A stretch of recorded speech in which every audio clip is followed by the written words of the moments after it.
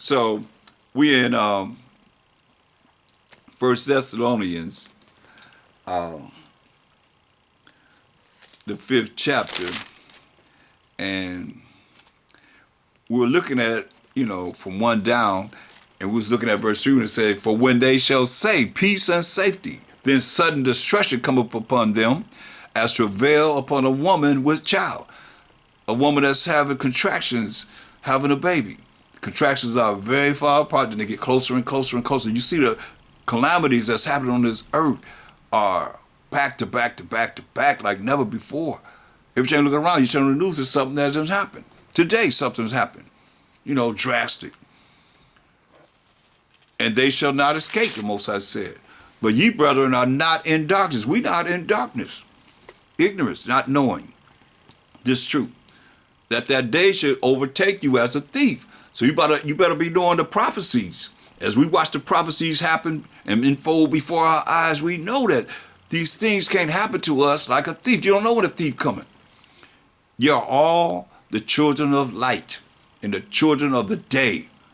We are not of the night nor of darkness. It's hip talk.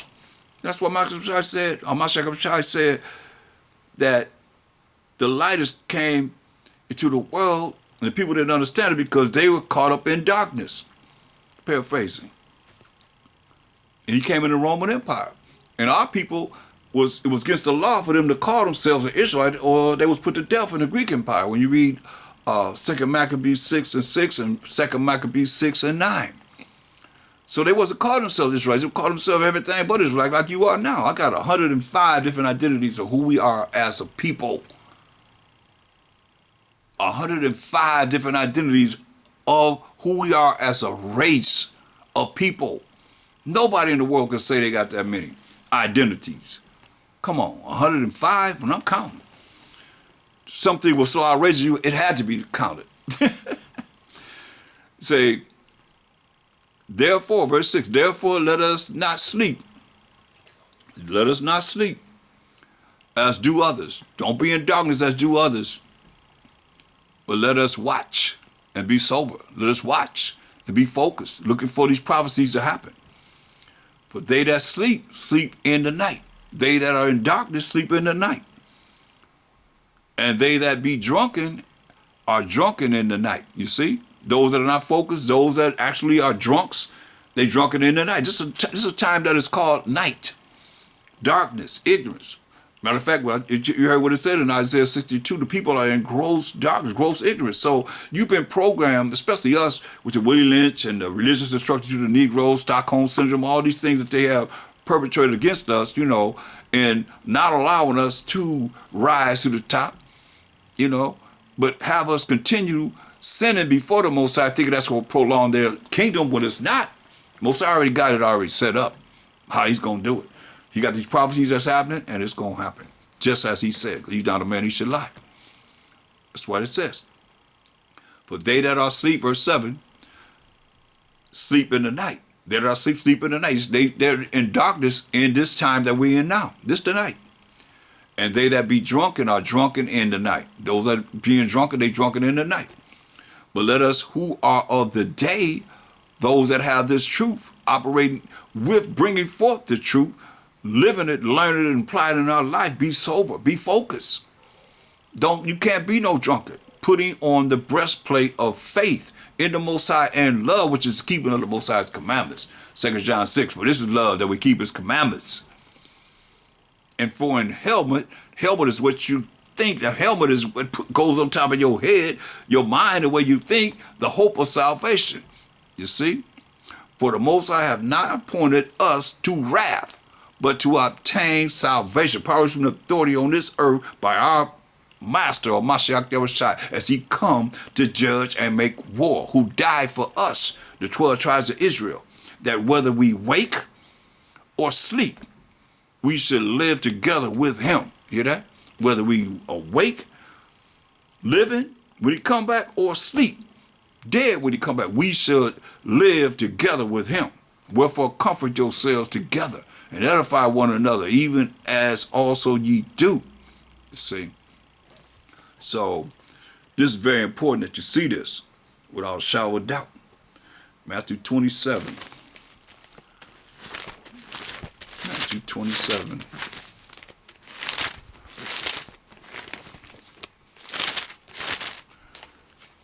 And 45. Matthew 27 and 45.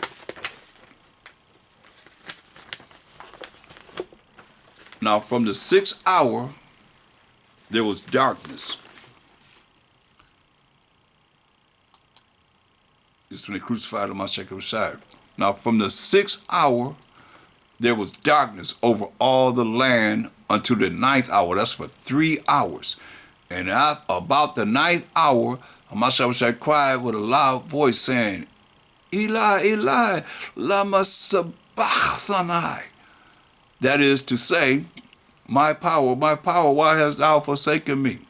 Some of them that stood there, when they heard that, said, this man calleth for Elijah. And straightway one of them ran and took a sponge and vinegar a sponge and filled it with vinegar and put it on a reed and gave him to drink. The rest said, let be. Let us see whether Elijah will come to save him. Because they was mocking him. Look what they said. Verse 41. Likewise also the chief priests mocking him with the scribes and elders said, he saved others. Himself he cannot save. He's on the tree. If he be the king of Israel, let him now come down from the cross, and we will believe him.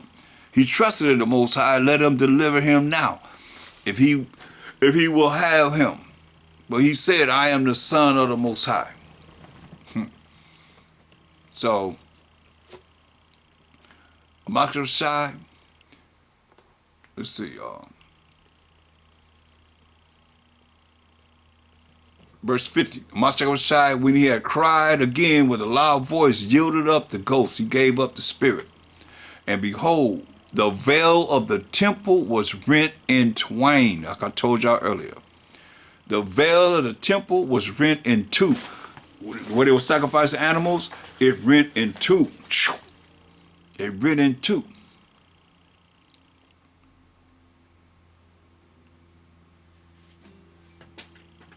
From the top to the bottom, from the ceiling all the way to the bottom. It just came across like that.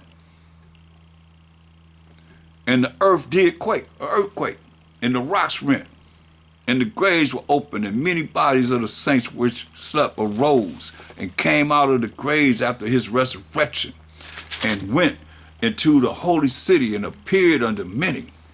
Now when the centurion and they that were with him, watching the MASHAYACH, saw the earthquake and those things that were done, they feared greatly. You know they were scared. What do you think that fear mean? I'm telling you, I fear the Most High. What do you think that fear mean? They feared greatly, saying, truly, this was the Son of the Most High. And many women were there, beholding afar off, which followed the MASHAYACH from Galilee, ministering unto him. Among which was Mary Magdalene and Mary, the mother of James and Joseph, and the mother of Zebedee's children. When the even was come, there came a rich man of Arimathea named Joseph, who also himself was a MASHAYACH disciple. He went to Pilate and begged the body of a MASHAYACH. Then Pilate commanded the body to be delivered. So he went to Pilate because the law says we could allow this body to be on the tree until the evening. You got to take it down. And when Joseph had taken the body, he wrapped it in a clean linen cloth and laid it in his own new tomb, which he had hewn out in the rock. And he rolled a great stone to the door of the sepulchre and departed. That's why, you know, this was already known that MASHAYACH was going to die. He just didn't know when, but it was prophesied. Look at St. John 11 and 47. Then gathered the chief priests and the Pharisees a council and said, what do we? This is after MASHAYACH raised Lazarus, who had been dead for 4 days, from the grave. Like you say, some arose from the dead whenever, he gave up the ghost. But this man doeth many miracles. He did more miracles than people in all the books of the world. Couldn't have contained all the miracles he done. He said, if we let him thus alone, all men will believe on him. In the Romans, that's the so-called Italian Caucasians, who were the superpower of the earth, that crucified MASHAYACH, them soldiers, them Roman soldiers, shall come and take away both our place and nation. See? And one of them, named Caiaphas, being the high priest that same year, said unto them, ye know nothing at all, nor consider that it is expedient for us that one man should die for the people of Israel, the Israelites, and that the whole nation perish not. And this spake he not of himself, but being high priest that year, he prophesied that MASHAYACH should die for that nation. And not for that nation only, but that also he should gather together in one the children of the Most High that were scattered abroad. That's why you see Paul's mission, going to all these different Israelites that scattered in these different lands. Corinthians, those are Israelites. Thessalonians, those are Israelites. Romans, those are Israelites. Philippians, those are Israelites, and so forth and so on. That's living in those different lands. And that's what he's saying. Gather those that are scattered abroad. That's why you read James 1 and 1, to the 12 tribes which are scattered abroad, greetings, brethren. He's saying it's only to the 12 tribes of Israel. He said, verse 52, and not for that nation only, but that also he should gather together in one the children of the Most High that were scattered abroad. See? Then from that day forth, they took counsel together for to put him to death. The MASHAYACH said, therefore walk no more openly among the Jews, but went thence unto a country near to the wilderness, into a city called Ephraim, northern Israel, and there continued with the disciples. See? And the Jews' Passover was at hand, and many went out of the country up to Jerusalem before the Passover, to purify themselves. They went before the Passover to purify themselves.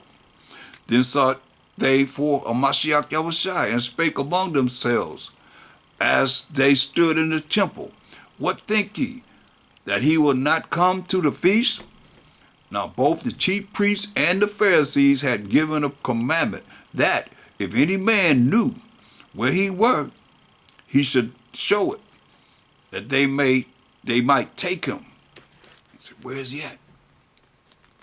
You see,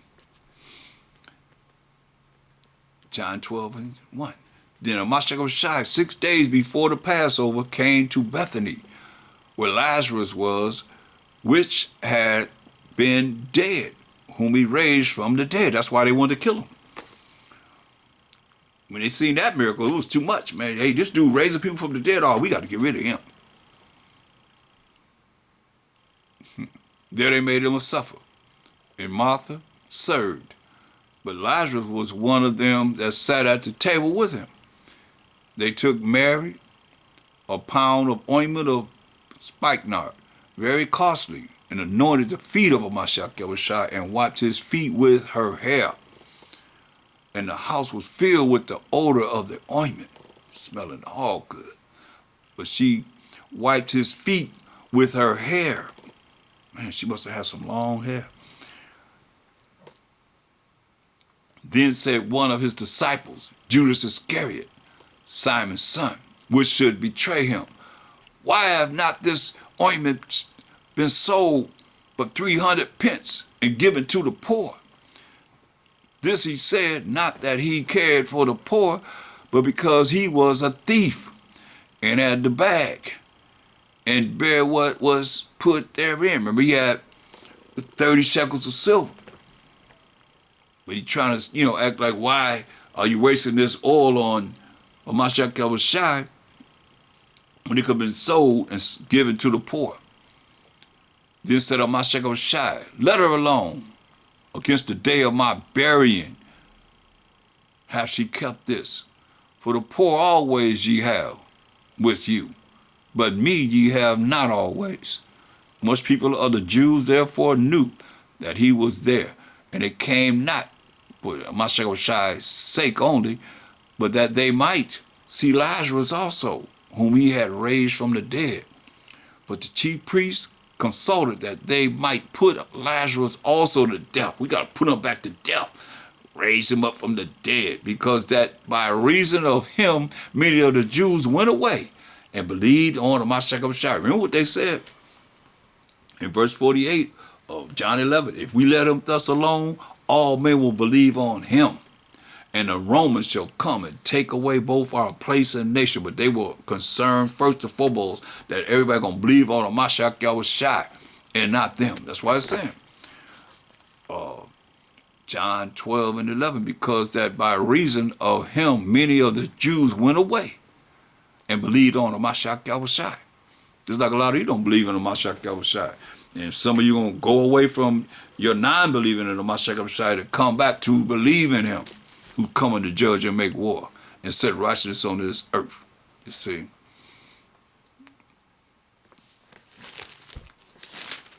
But I want to show some pictures before I shut down. This is from a book called From Adam to Daniel. From Adam to Daniel. I want to show you just some facts that we can look at ourselves, our ancestors, in this book. It's from Adam, very good book. Adam to Daniel. I want to show you some pictures here.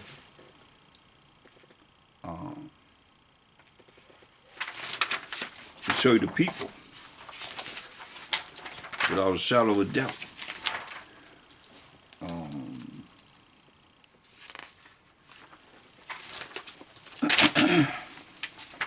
Bear with me.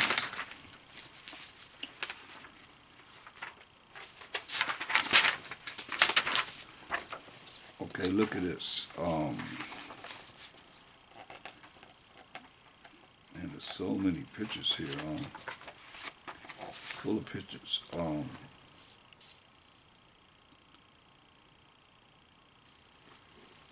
Look at this. This is it says members of a party of Asiatic nomads, Egyptian painting of the 19th century BCE. Look at that. You see that? You see that?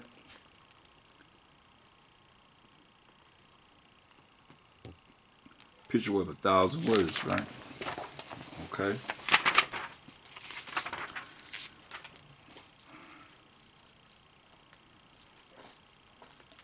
Wooden model of large Egyptian grammary being filled.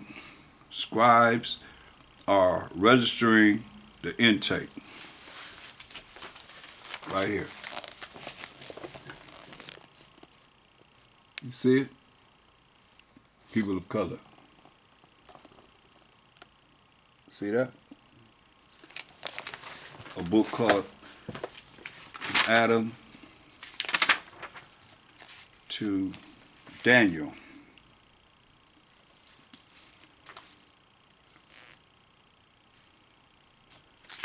Let me get some more here. Okay. This says, it's on page 103. It says, was the top one says bakery and brewery.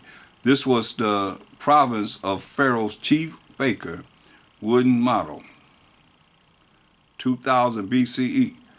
This one says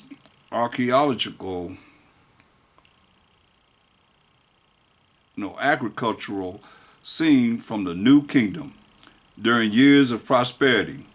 Wall painting from tomb of Nebaman, captain of police on the west of Thebes,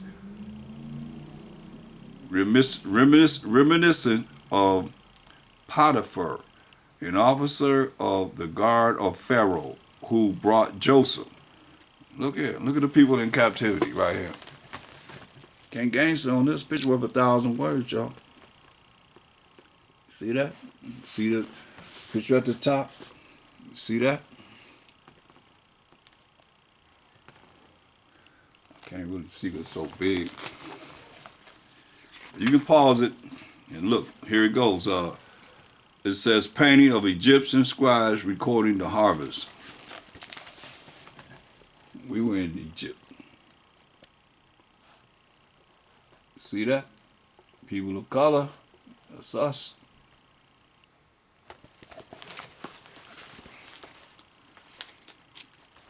See here it says harvesting scene in Egypt.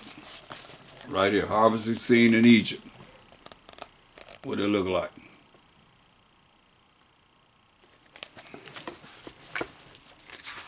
Like us. Oh,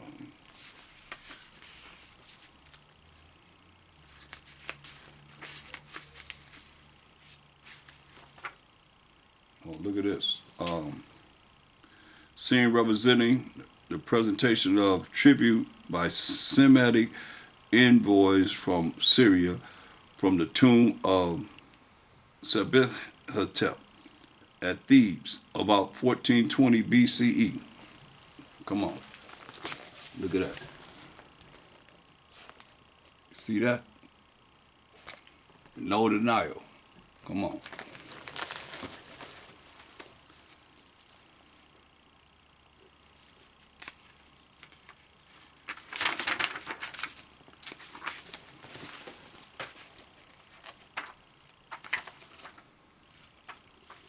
That's why I say, look at this. This says, slave beating from a tomb painting at Saqqara, late 3rd millennium.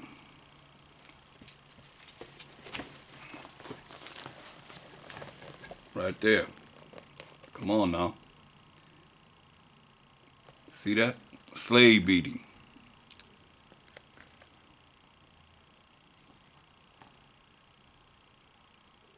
You better see it when I'm about to post it. Most I will.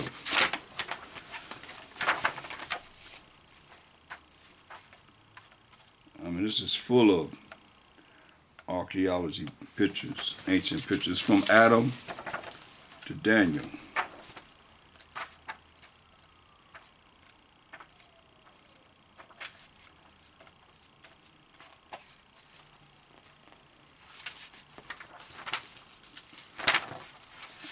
So, like I said, there's a lot that we have been disenfranchised and not knowing.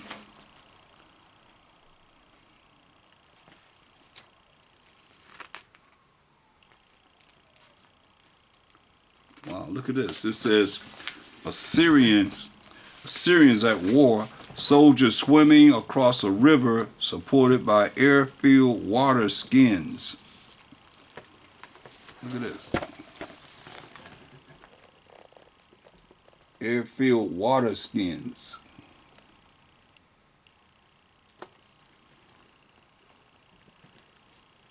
I can't hardly see this. Let y'all see it. I think that's it. So I'm just saying, that's a book called Adam to Daniel, edited by Gaalyahu. Gaalyahu. Cornfeld. Cornfeld. Okay. So I just wanted to bring that in. And I want to go into the Apocrypha. I want to read something in Judith, the 5th chapter. We're going to close out here. Judith, the 5th chapter.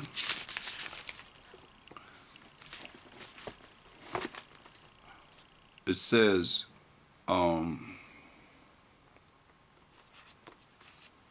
me see where I want to start.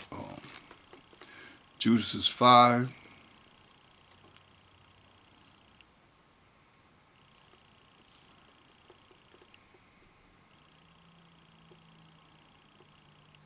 Okay. Let's read from verse 1. It says, Judas 5 and 1. It says, Then was it declared to Holofernes, the chief captain of the army of Ashur, that the children of Israel had prepared for war and had shut up the passages of the hill country and had fortified all the tops of the high hills. It's in Judith, the 5th chapter, and had laid impediments in the Champagne country. So we fortified ourselves preparing for war, wherewith he was very angry and called all the princes of Moab, indigenous Chinese, and the captains of Ammon, Japanese, indigenous Japanese, and all the governors of the sea coast. And he said unto them, Tell me now, ye sons of Canaan, who this people is that dwelleth in the hill country, and what are the cities that they inhabit, and what is the multitude of their army, and wherein is their power and strength, and what king is set over them, or captain of their army? He asked all these questions. And why have they determined not to come and meet me more than all the inhabitants of the west? Then said Achior, the captain of all the sons of Ammon, Let my master now hear a word from the mouth of thy servant, and I will declare unto thee the truth concerning this people, talking about we the Israelites, which dwelleth near thee, and inhabited the hill countries, and there shall no lie come out of the mouth of thy servant. I'm going to tell you the truth. I'm not going to lie to you. This people was descended of the Chaldeans, meaning we came out of captivity under the Chaldeans, Babylonians, Ethiopians, and they sojourned hitherto in Mesopotamia, because they would not follow the gods, the idols of their fathers, which were in the land of Chaldea. For they left the way of their ancestors and worshiped the God of heaven, the power of heaven, the Most High, whom they knew. So they cast them out from the face of their gods, their idols, and they fled into Mesopotamia and sojourned there many days. Then there the Israelites' power commanded them to depart from the place where they sojourned, and to go into the land of Canaan, where they dwelt, and were increased with gold and silver, and with very much cattle. But when a famine covered all the land of Canaan, see, we're rich, but when a famine covered all the land of Canaan, where we were living at as the Israelites, they went down into Egypt. Joseph, remember Joseph, our wicked four brothers had sold his brother Joseph to the Arabs, and they sold him to the Egyptians. And Joseph was second in charge under the Pharaoh. You can read about that. When Joseph, when his brothers came, and they went back and got, Jacob, our forefather, and all, his brothers and all of their families came to Egypt. That's what it's talking about. But when a famine covered all the land of Canaan, they went down into Egypt and sojourned there while they were nourished, and became there a great multitude, so that one could not number their nation. That's why I was telling you, we ruled for at least 4 dynasties. Therefore the king of Egypt rose up, that didn't know Joseph, against them, Joseph gone, and dealt subtility with them, and brought them low with laboring in brick, and made them slaves. See, it's the same thing we read about in this lesson, in the Apocrypha. Then they cried unto their power, this solution. Then they cried unto their power, and he smote all the land of Egypt with those 10 plagues, with incurable plagues. So the Egyptians cast them out of their sight. And the Most High dried the Red Sea before them. The same thing we read about in the Exodus. And brought them to Mount Sinai in Kadesh bonds, and cast forth all that dwelt in the wilderness. So they dwelt in the land of the Amorites, and they destroyed by their strength all them of Ishban, and passing over Jordan, they possessed all the hill country. See how they know about our history, our story? This is the Ammonite telling the captain this. And they cast forth before them the Canaanites, the Perizzite, the Jebusite, and the Schemite, and all the Girgasites, and they dwelt in the country many days. You can read about that in Deuteronomy 7th chapter. Tell you about those nations that the Most High cast out before us. Let's go to Deuteronomy 7 and 1. That's why I say they took the Apocrypha out of the Bible, 14 books, but you see it coincides right with what we just read. It says Deuteronomy 7 and 1. When the Most High thy power shall bring thee into the land, whither thou goest to possess it, and have cast out many nations before thee, the Hittites, and the Girgasites, and the Amorites, and the Canaanites, and the Perizzites, and the Hivites, and the Jebusites, 7 nations greater and mightier than thou. And when the Most High thy power shall deliver them before thee, thou shalt smite them. That means kill them and utterly destroy them. Thou shalt make no covenant, no agreement, no contract with them, nor show mercy unto them. See? Say, neither shalt thou make marriages with them. Most High not with interracial marriage. He said, neither shalt thou make marriages with them. Thy daughter thou shalt not give unto his son, nor his daughter shalt thou take unto thy son. For they will turn away thy son from following me, that they may serve other gods, because all the gods of the nations are idols. So will the anger of the Most High be kindled against you and destroy thee suddenly. I'm not going back to the Apocrypha. In Judah, the 5th chapter,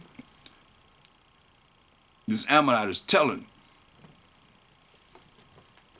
his master about us. Listen, verse 15. So they dwelt, this is Judah 5 and 15. So they dwelt in the land of the Amorites, and they destroyed by their strength all them of Eshban. And passing over Jordan, they possessed all the hill country. And they cast forth before them the Canaanite, the Perizzite, the Jebusite, and the Sisamite, and all the Girgasites, and they dwelt in that country many days, like we just read in Deuteronomy 7th chapter. And whilst they sinned not, listen to this closely, and while they sinned not, which means we didn't break the laws of the Most High, we didn't break the commandments of the Most High, before their power, they prospered. You hear that? They prospered, because the Most High that hateth iniquity was with them. He was with us. But we didn't sin. We prospered. But when they departed from the way which he appointed them, which is not keeping the law, statutes, commandments of the Most High, his rules and regulations, they were destroyed in many battles, very sore, and were led captives into a land that was not theirs. And the temple of their power was cast to the ground, and their cities were taken by the enemies. See, the heathen know this. But now are they returned to their power, like right now.